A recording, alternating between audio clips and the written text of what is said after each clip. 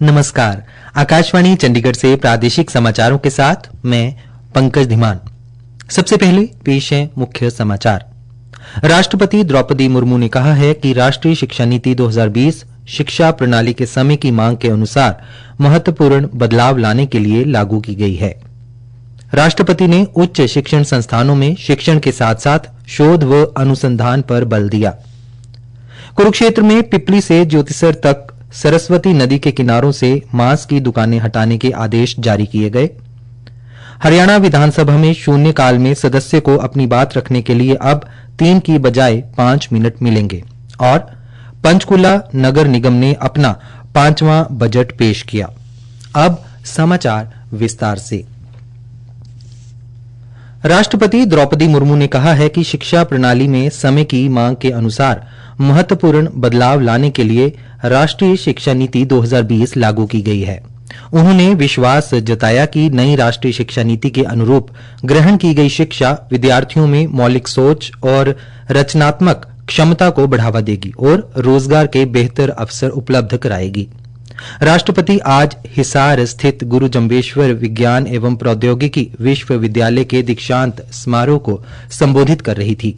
राष्ट्रपति ने कहा, शिक्षा केवल ज्ञान और कौशल प्राप्त करने का साधन नहीं है। शिक्षा मनुष्य के भीतर नैतिकता, करुणा और सहिष्णुता जैसी जीवन मूल्यों को विकसित करने का माध्यम भी है। शिक्षा आपको रोजगार के योग्य बनाने के साथ साथ सामाजिक जिम्मेदारियों के प्रति जागरूक भी कराती है। उद्यमशीलता की मानसिकता आपको अवसरों की पहचान करने, जोखिम उठाने और मौजूदा समस्याओं के रचनात्मक समाधान खोजने में सक्षम बनाती है। मेरा आप सभी से आग्रह है कि आप रोजगार पाने को मानसिकता के बदले रोजगार उत्पन्न करने की मानसिकता के साथ साथ आगे बढ़े। उच्च शिक्षण संस्थानों में शिक्षण के साथ साथ शोध कार्य पर बल देते हुए राष्ट्रपति ने कहा कि उन्हें यह जानकर प्रसन्नता हुई है कि इस विश्वविद्यालय ने अपनी 30 वर्षों की यात्रा में शोध और अनुसंधान में कई महत्वपूर्ण उपलब्धियां हासिल की हैं। मुझे ये जानकर प्रसन्नता हुई है कि इस विश्वविद्यालय यहाँ के विद्यार्थियों और संकाय सदस्यों ने विभिन्न शोध और अनुसंधान परियोजनाओं में कई महत्वपूर्ण उपलब्धियां हासिल की है। ये सराहनीय है कि यहाँ पर इंक्यूबेशन, स्टार्टअप, पेटेंट फाइलिंग और रिसर्च प्रोजेक्ट्स के लिए स्पेशल डिपार्टमेंट्स बनाया गया है। मुझे विश्वास है कि ये सभी प्रयास यहाँ के विद्यार्थियों में इनोवेशन और एंटरप्रेन्योरशिप की भावना को विकसित करते हुए भारत को ग्लोबल नॉलेज सुपर पावर के रूप में स्थापित करने में सहायक सिद्ध होंगे। राष्ट्रपति ने कहा कि गुरु जम्बेश्वर जी, जिनके सम्मान में इस विश्वविद्यालय का नाम रखा गया है, वे एक महान संत, दार्शनिक और पर्यावरण प्रेमी थे। गुरु जम्बेश्वर जी, जिनके सम्मान में इस विश्वविद्यालय का नाम रखा गया है, वो एक महान संत और दार्शनिक थे। वे वैज्ञानिक सोच, नैतिक जीवन शैली और पर्यावरण संरक्षण के समर्थक थे। आज जब हम पर्यावरण संबंधी समस्याओं का समाधान खोजने की कोशिश कर रहे हैं, तो गुरु जम्बेश्वर जी की शिक्षाएं बहुत ही प्रासंगिक है। इस अवसर पर उपाधि व पदक प्राप्त करने वाले विद्यार्थियों को बधाई देते हुए उन्होंने प्रसन्नता व्यक्त की कि पीएचडी की उपाधि पाने वाले विद्यार्थियों में बेटियों की संख्या 60% से अधिक है। पदक प्राप्त करने वाले विद्यार्थियों में भी बेटियों की संख्या 75% है। राष्ट्रपति ने कहा कि यह हरियाणा ही नहीं बल्कि देश के विकास और समाज में महिलाओं की बढ़ती भूमिका का प्रमाण है। कुरुक्षेत्र में पिपली से ज्योतिसर तक पवित्र सरस्वती नदी के किनारों से मांस की दुकानों को हटाने के आदेश जारी किए गए हैं। इन आदेशों के तहत मांस की दुकानों को हटाने और अन्य अतिक्रमण की कार्रवाई करने के लिए बकायदा ड्यूटी मजिस्ट्रेट की नियुक्ति की गई। जिलाधीश एवं उपायुक्त नेहा सिंह ने इस संबंधी आज जारी किए गए आदेशों में कहा है कि प्रशासन के पास लगातार सूचनाएं और शिकायतें मिल रही हैं कि पिपली से ज्योतिसर तक पवित्र सरस्वती नदी के किनारे मांस की दुकानें चल रही हैं और इससे न केवल अतिक्रमण हो रहा है अपितु पवित्र सरस्वती नदी की पवित्रता भी भंग हो रही है। इन तमाम तथ्यों को जहन में रखते हुए कानून अनुसार यह आदेश जारी किए गए हैं। जिलाधीश ने जारी आदेशों में कहा है कि ड्यूटी मजिस्ट्रेट उपमंडल अधिकारी राकेश कंबोज पवित्र नदी के किनारे जब मांस की दुकानों को हटाने की कार्रवाई करेंगे तो कानून व्यवस्था को बनाए रखना होगा। इसके लिए संबंधित अधिकारी पुलिस प्रशासन की भी सहायता ले सकते हैं। उन्होंने कहा कि ड्यूटी मजिस्ट्रेट नियमों के अनुसार जरूरी कार्रवाई करने के उपरांत जिलाधीश कार्यालय में रिपोर्ट प्रस्तुत करेंगे। प्रादेशिक समाचार आकाशवाणी चंडीगढ़ से प्रसारित किए जा रहे हैं। हरियाणा विधानसभा के बजट सत्र का दूसरा दिन आज बाद दोपहर प्रश्नकाल के साथ शुरू हुआ। इस दौरान विधायकों द्वारा अनुसूचित जाति के विद्यार्थियों की छात्रवृत्ति, अस्पतालों में डॉक्टरों की कमी व विभिन्न योजनाओं से संबंधित सवाल पूछे गए। शून्यकाल के दौरान विधायकों ने कई मुद्दे उठाए। हरियाणा विधानसभा के बजट सत्र के दूसरे दिन एक नई प्रथा का आगाज भी हुआ।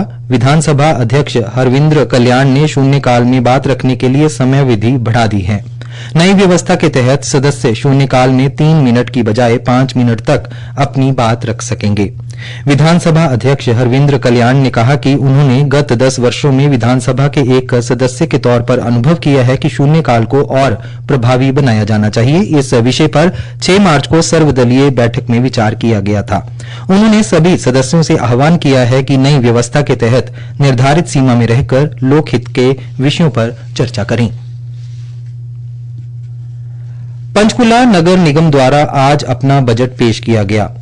नगर निगम के महापौर कुलभूषण गोयल ने बताया, हमारी कारपोरेशन के द्वारा 300 करोड़ रुपए का बजट पेश किया गया। सभी हेड्स के अंदर एक एक पॉइंट के ऊपर डिस्कशन की गई कि किस तरीके से हमारे रिकवरी है, किस तरीके से हमारे पास पैसे आते हैं। इसके साथ साथ ही जो हमारे एक्सपेंसेस का भी था कि कहाँ कहाँ हमारे पैसे खर्च होते हैं। हमारे सफाई मित्रों की हमारे पास कमी थी, उसको भी देखते हुए इस बार हमने 217 सफाई मित्रों का भी और एक्सपेंसिव उसके अंदर डाला है ताकि सफाई कर्मचारी भी हमारे बढ़ सके।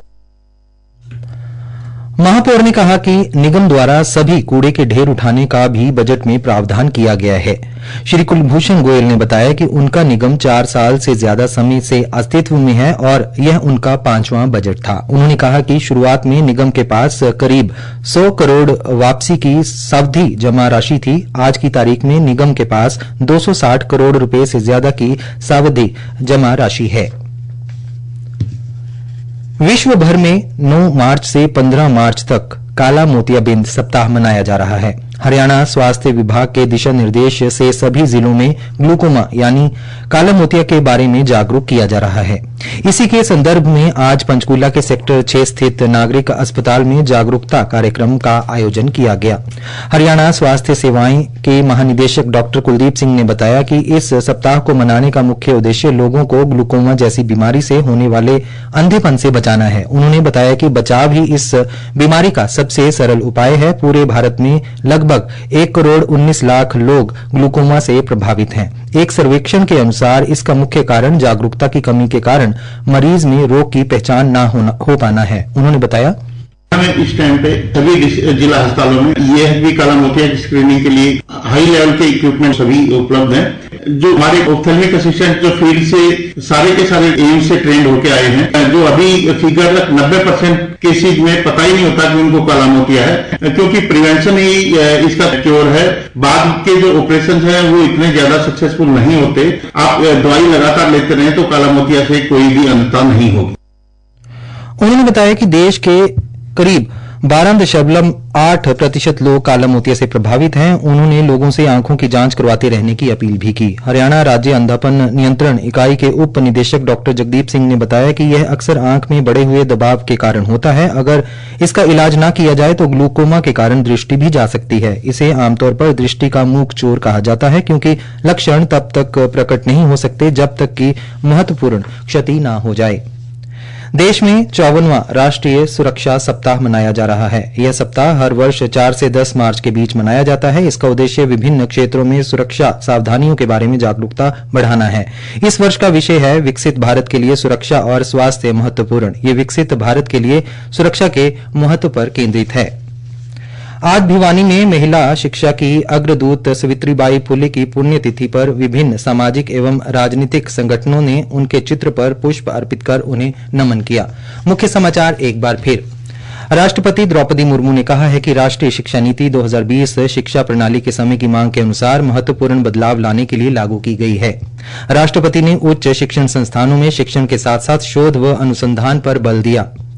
कुरुक्षेत्र में पिपली से ज्योतिसर तक सरस्वती नदी के किनारों से मांस की दुकानें हटाने के आदेश जारी किए गए। हरियाणा विधानसभा में शून्यकाल में सदस्य को अपनी बात रखने के लिए अब 3 के बजाय 5 मिनट मिलेंगे और पंचकूला नगर निगम ने अपना 5वां बजट पेश किया। प्रादेशिक समाचार समाप्त हुए।